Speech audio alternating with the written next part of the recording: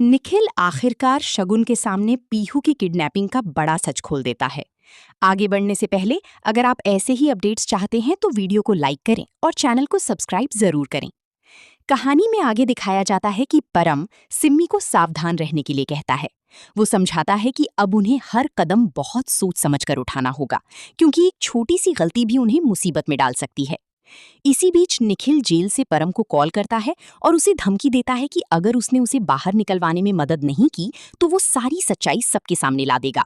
परम इस बात को नकारने की कोशिश करता है, लेकिन अंदर ही अंदर वो काफी घबरा जाता है। सिम्मी जब कॉल के बारे में पूछती है तो परम उसे सच बताता है कि निखिल उसे ब्लैकमेल कर रहा है। सिम्मी उसे गुस्से में कोई गलत कदम न उठाने की सलाह देती है, लेकिन खुद भी हालात से परेशान नजर आती है। दूसरी तरफ रूही अपने कमरे में भावुक होकर रो रही होती है।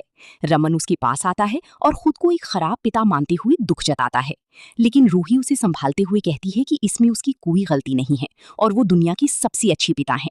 ये सुनकर रमन भावुक हो जाता है और उसे भरोसा दिलाता है कि अब वो हमेशा उसके साथ खड़ा रहेगा। इधर इशिता शगुन को पूरी सच्चाई बता देती है।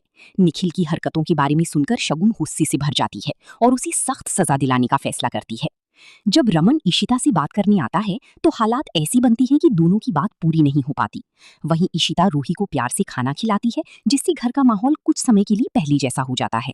रमन भी ये देखकर खुश होता है, लेकिन सिम्मी ये सब देखकर अंदर ही अंदर जल रही होती है और उसे डर लगने लगता है कि कहीं सब कुछ फिर से सामान्य ना हो जाए। आगे परम निखिल से मिलने जाता है, लेकिन साफ मना कर देता है कि उसका उससे कोई लेना देना नहीं है।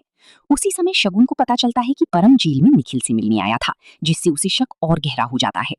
बाद में रमन और ईशिता की एक भावुक बातचीत होती है, जहां रमन उसे धन्यवाद कहता है कि उसकी वजह से उसकी जिंदगी बेहतर हुई है।